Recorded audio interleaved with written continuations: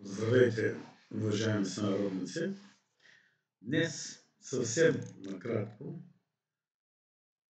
казваме, че тепърва започва войната за спасението на България, българския народ, държава и лев.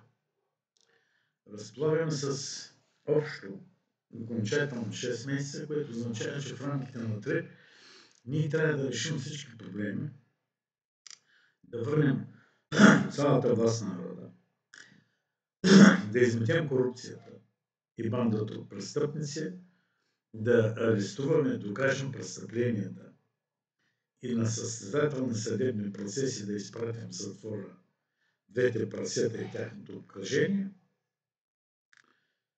като конфискуваме и цялото имущество и да започнем ускорена високотехнологична индустриализация на страната, като съпътстващо изкореним с нагорещено дочервено желязо или дола корупцията, организираната престъпност, етническата престъпност, върнем всички стратегически отрасли под контрола на българската държава, включително природните ресурси, които в момента Дънди Прешълс изнася за милиарди злато от България, докато българския народ не получава нищо, да изпратим министрите, които са подписали тия договори, включително Иван Костов, там където е Жотев, всички те, които са вземали участие, те са в 6 човека, в затворите, да им конфискуваме имуществото, да погасим щетите и да предявим огромни искове към Дънди Прешъл. Да върнем тези 124 милиарда, които бандата от хрантутници и криминални престъпници е изнесла от страната, те може да се окажат 200, да ги върнем обратно в България, да си приберем милиардите и тоновете злато, които стоят в международните стабилизационни фондове и нямаме нужда от никой, да върнем светкавично могъществото на българската армия, като е превърнем в една от най-високотехнологичните армии на Европа. Истински служби за сигурност, почивни домове за всички работещи в България. Те трябва да бъдат с дялово участие, предприятията не трябва да бъдат роби, за да получавате процент печалбата, да решим въпроса с демографската криза. За всичко това разполагаме с не повече от 6 месеца. За всичко. Но за да свършим това, което е нужно, разполагаме реално с месец-два. Защото трябва да върнем цялата власт на народа първо, което означава прасетата, техните съучастници в тия престъпления трябва да бъдат доказани престъпленията им изпратени в затворите. Така че да не губим ценно време, няма да стане с партии. Обяснявам просто, логично, дори за най-простите, тъпи и дебилни същества, които евентуално има и са поклонници на същите. Защо няма да стане с партии? По една много проста причина.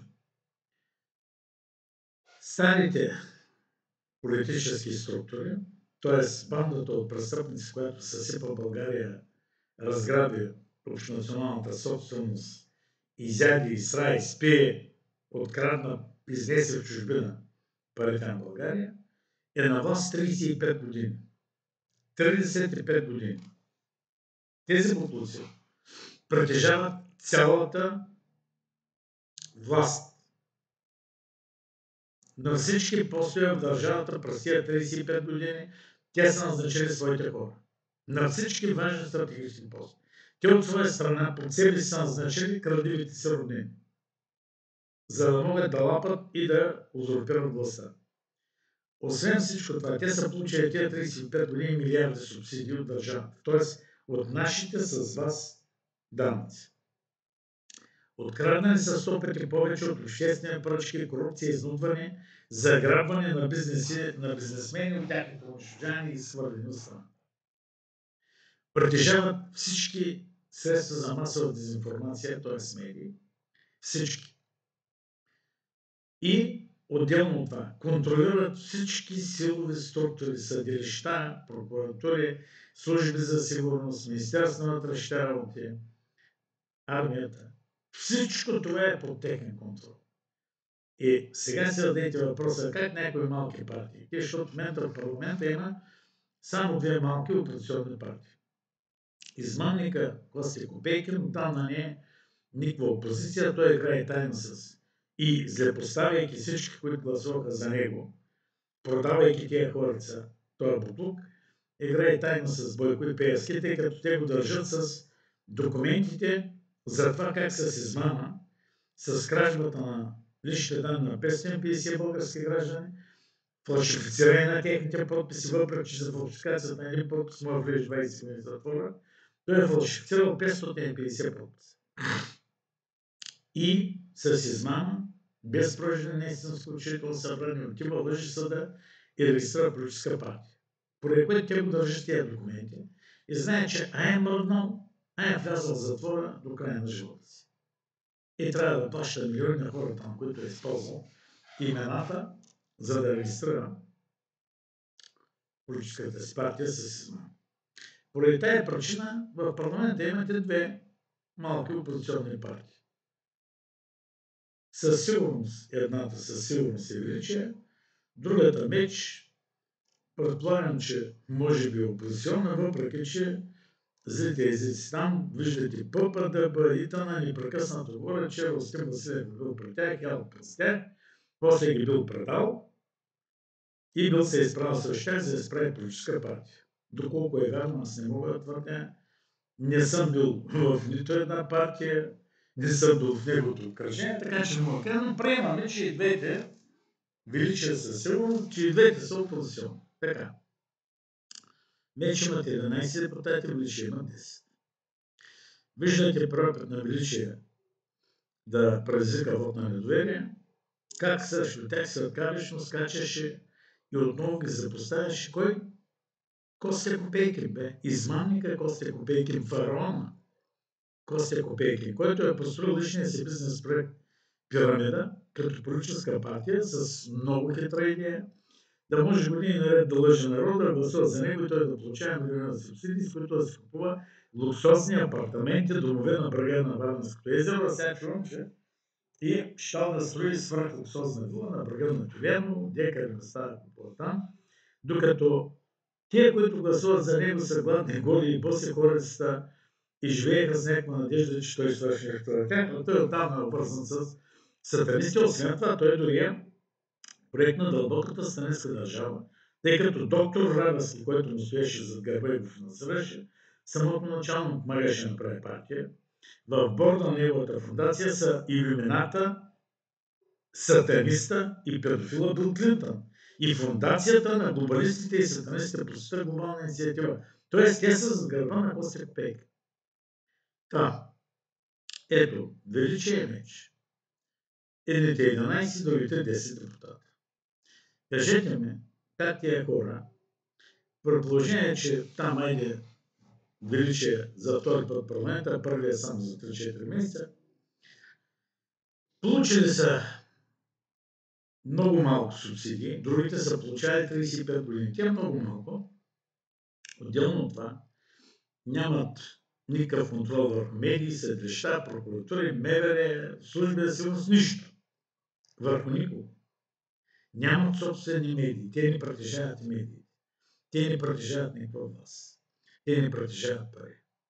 Те не притежават държавната администрация. Как тия хора ще успеят, примерно, на избори, ако имаше такива предсрочни, как те биха могли да успеят да имат, примерно, по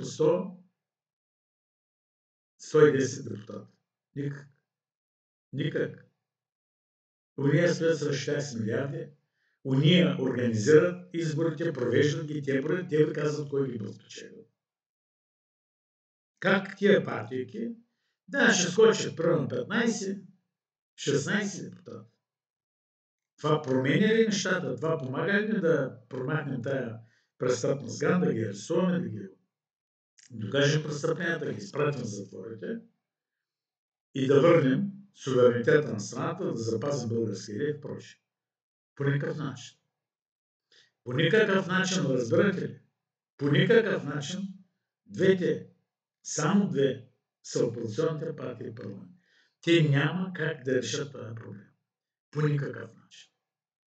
Дори всички да напуснат Костя Копейкин, който вече окончателно се злепоставя навсякъде, сега чуваме, че българи, които са в списъка с откраднати от него лични данни, които е писал за учители, искат да го съдят за милиони и по европейския закон GDPR той да замине за 20 години затвора и да им плати милиони за това, че не е използвал престъпно личните данни.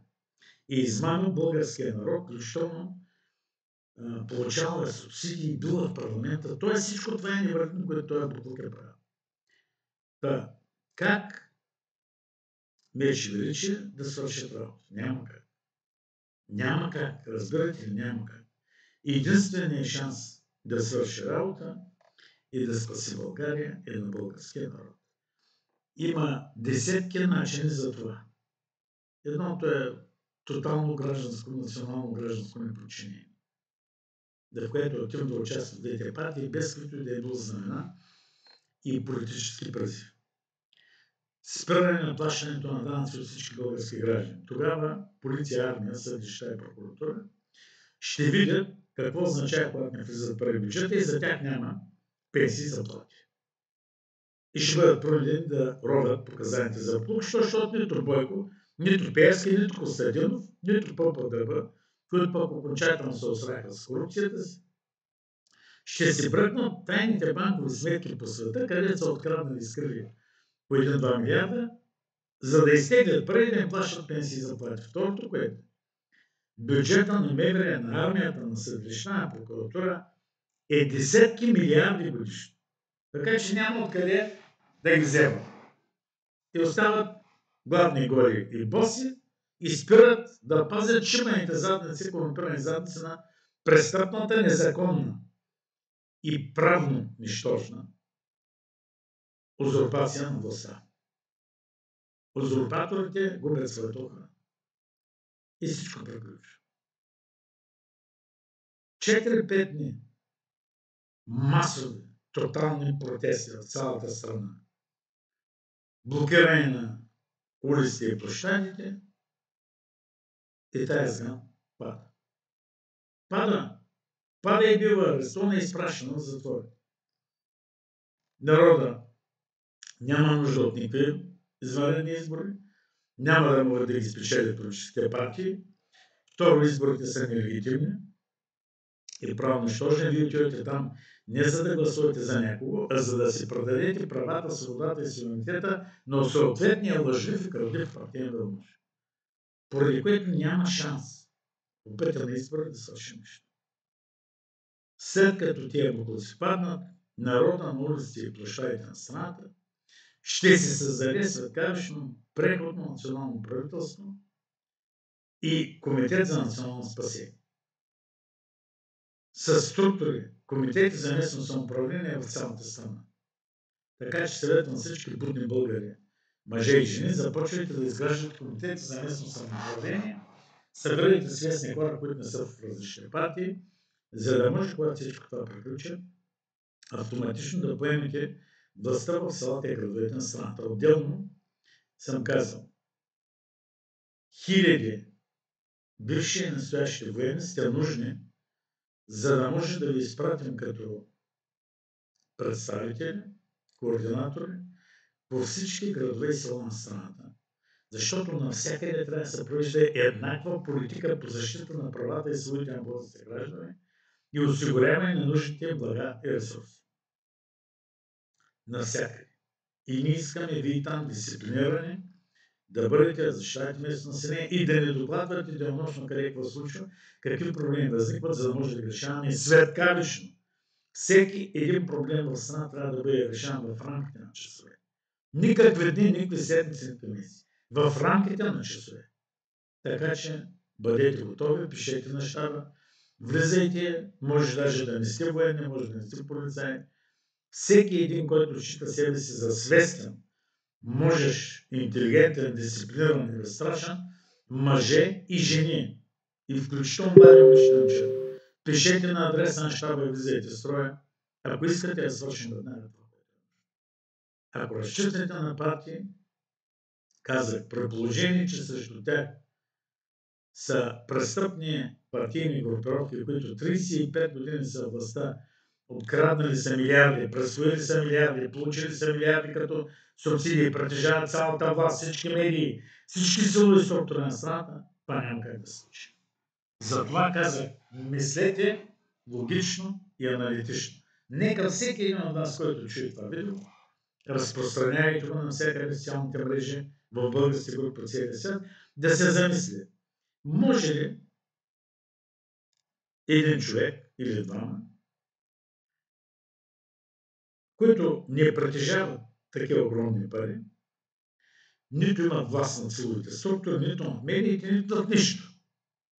Предположение, че противника им притежава милиарди, огромни могъщи сили и възможността да манипулира всеки един избор, може ли мравка да се бори с свръхмодерен танк? Може ли? Не може. Ето това е положението на опозиционните партии. И ако техните лидери продължават да ви говорят и да вярват, че сами без народа могат да справят по пътя на избори, значи или са абсолютни дебили, и нямат място там. Или знаят, че ви заблуждават и ви лъжат и че няма как да спечелят срещу измами. Но въпреки всичко продължават, защото им се иска вас и пари и да ги виждате там някъде. Или няма понятие от нищо, с което всъщност вярвайки, че пътя на избори ще принесат нещо добро за вас, дори без да искат, работят срещу вас и българската държава. Казах, между тях няма човек, който да е достоен за президент на България. Няма човек, който да е достоен за президент на България. Единственият човек, който е достоен за президент на България, е Жан Виденов. Единственият, който е достоен, това е единственият държавник, а не политик в страната. И това е Жан Виденов. Няма друг като него. Така че съветвам всички политически лидери, малки партии, никога не влезли в парламента, движения и прочее, включително русофилия. Имайте на предвид, че от Малинов един чеп не става. Нищо не става, той е смешник. Те му издигнаха авторитета днешните узурпатори на властта, като го обявиха за руски агент, а той дори не е чеп за подметка, на която и да е бил руска партия. Той не става за нищо. Освен да устройваш там уния банкети и мобети на езовър Копринка, не става за нищо и не е държавник. Истинският държавник е Жан Виденов, който се изправи срещу руските еврейски олигарси на времето и не им продаде енергопреносната и газопреносната мрежа на страната за жълти стотинки, който се изправи срещу английската кралица, който се изправи срещу Сорос и му спря милионите, които получаваше в България. Това е единственият доказан с делата си държавник, срещу който се изправи цялата световна мафия, включително тъсто от Запад. Разпространяйте видеоматериалите на щаба и ако наистина искате да спасим лева и държавата с тъй като той е само една част от това, което трябва да спасим българския народ и държава, влизайте в строя до месец-два да свършим всичко, да ви върнем цялата власт и да прочистим страна. Това е единственият шанс за спасение на България. Разпространяйте видеоматериалите и линка към телеграм канала също сред всички свои приятели и познати, ако искате да просветим бързо, колкото се може повече българи да го обединим, просветим и спасим и тях и страната. Ако не, продължавайте да бездействате и се подгответе да бъдете роби, на които скоро ще наплъзят хомота с дигиталното евро и забраната на каквито е да било превъброй.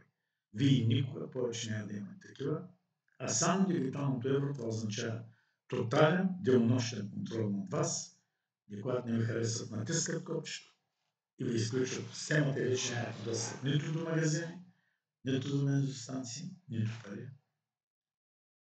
И сте обречени да загинете.